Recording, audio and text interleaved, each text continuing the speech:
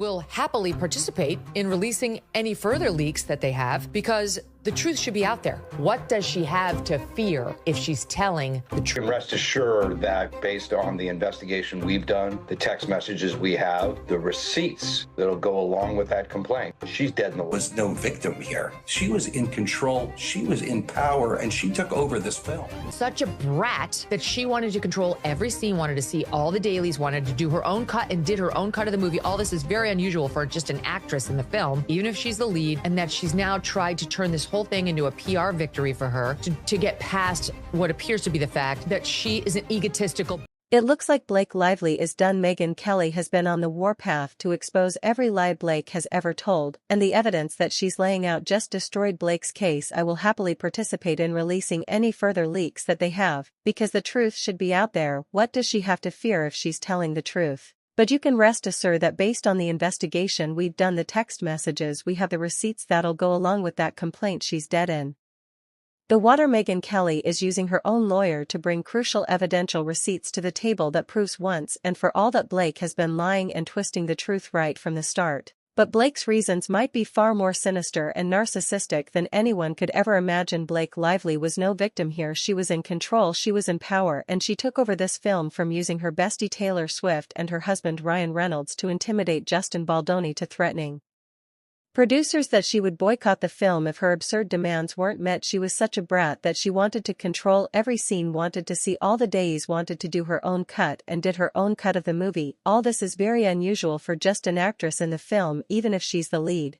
And that she's now tried to turn this whole thing into a PR victory for her to get past what appears to be the fact that she is an egotistical Beyal. As we are seeing now, this goes much deeper than just a simple lawsuit. It seems Blake had an evil master plan right from the start. By now, we all know Blake Lively has sued Justin, accusing him of and for planting a smear campaign against her. Since then, Justin has sued back, also claiming that Blake has launched a smear campaign against him. But this story goes a lot deeper than you realize, so before we can look at all the newly leaked evidence, we have to take a deep dive into where it all started, because as I say, it seems Blake had an evil plan right from the start. As we are now learning, the whole thing started long, and I mean long, before it all became a public feud. It goes all the way back to when Blake's reputation went up in a blaze of public condemnation, and no, it had absolutely nothing to do with just Bon, as she has claimed. It was all her own little Miss Me attitude that had turned her fans against her. Let me explain. During interviews to promote her and Justin's film It Ends With Us, people quickly started to catch an iffy vibe from Blake.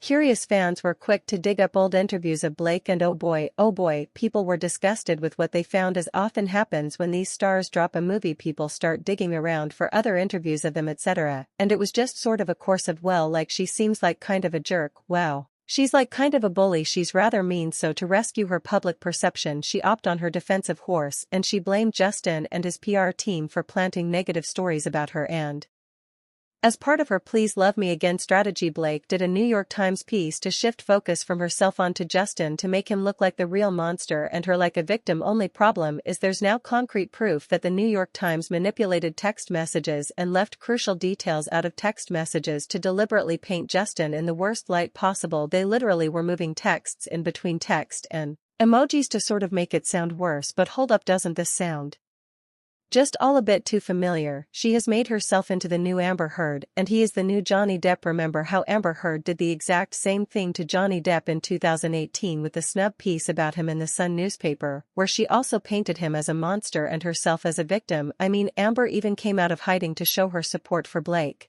But Blake made a huge mistake to take a page out of Amber's playbook. I mean, remember how dismally it all ended for Amber. Now he's going for Johnny Depp on her to show that she was the bully, she was the one hurt him, and this guy who had, comparatively very little power was forced now to come out and tell the truth about Blake. Like Amber, Blake's biggest mistake was to think that our fans are stupid and that we are all idiots, because even though she says Justin and his PR team are trying to make her look bad in interviews, well, I'm sorry, but we all have eyes, and we can see how rude she is to interviewers. But he would know, so he'd suddenly start filming my hands, or my feet. But what was interesting is that to him in that moment my hands were telling so much more of the story than my face, and I had to be so much more. It was sort of chicken or the egg. I don't know if I was more alive and awake as an actor, because every part of me was up for grabs while he's filming. My mom will call 7 times in a row. She's that person. She's the one who thinks that like on time 6 you just like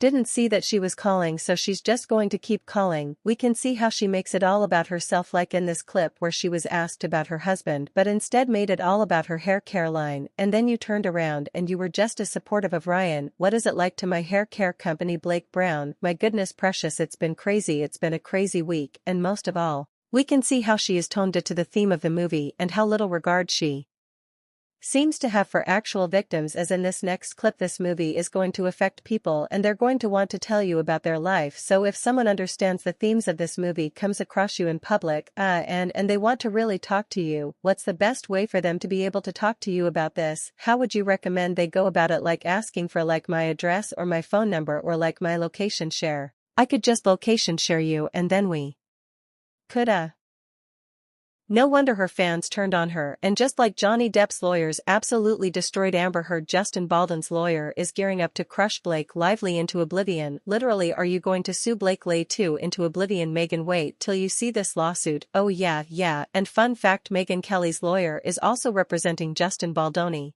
But as we've also mentioned at the start, all of this was not only a desperate attempt by Blake to save her own reputation, but right from the get-go, it may have been her evil master plan to steal Justin Baldwin's movie away from him. There are countless text messages between Justin and Blake and between Justin and the producers and editors to prove this. She used these allegations of sexual harassment, and she used these allegations of bullying to try and leverage her position so she could be the DO director. Justin Baldwin, who by the way was not only lead actor in the movie, but also the film's writer and director, seemed pretty stunned to learn that Blake had gone ahead and made her own directors come to the film and no one was allowed to see it. For an executive producer to have a competing cut of a film is incredibly bizarre. But when she starts threatening people and saying, I'm not going to promote the film, I'm not going to do anything unless you use my cut, that's when it starts to be awfully incendiary. And that's not all. Justin was also gobsmacked to learn that Blake's husband Ryan Reynolds actually had a part in writing some of the scenes, which is completely inappropriate, and no one even discussed it with Justin. The iconic rooftop scene in this movie, my husband actually wrote it. Nobody knows that, but you now. And let's not forget that Justin was forced to the basement with his friends and family during the premiere of his own film. Could have been one of the most beautiful nights of my life career-wise.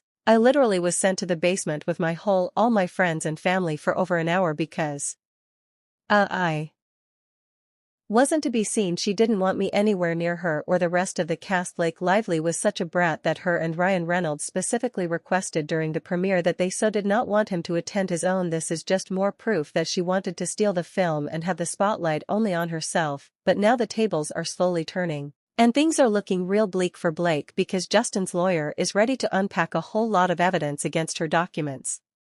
Actually, don't lie, people do, and it's important that everyone sees all of the documents that are involved in the case, because there are people that have been destroyed as a result of the allegations that have been made so far in this case. So without further ado, here's just some of the lies we now know she's been telling. Blake accused Justin of invading her personal space and showing up uninvited when she was undressed or her infant baby. But newly leaked text messages really bring Blake's whole claim into question, because as we can clearly see from Blake's own personal communication with Justin, she actually invited him to her trailer while she was pumping milk for her baby. Here's the proof clear as day as Blake's message reads, and clearly from Justin's reply he wasn't in a hurry to rush over to her trailer while she may have been indecent as he responded. But this shows us that Blake herself set the boundaries and what she was comfortable with. Just an example of how she loves to play the victim. And then the one about, oh, he burst in on me uninvited when I was bringing my child, that she says we should run lines together. He's like, anytime, and she's like, come on over, I'm feeding the baby in the trailer, but come on over. Yep.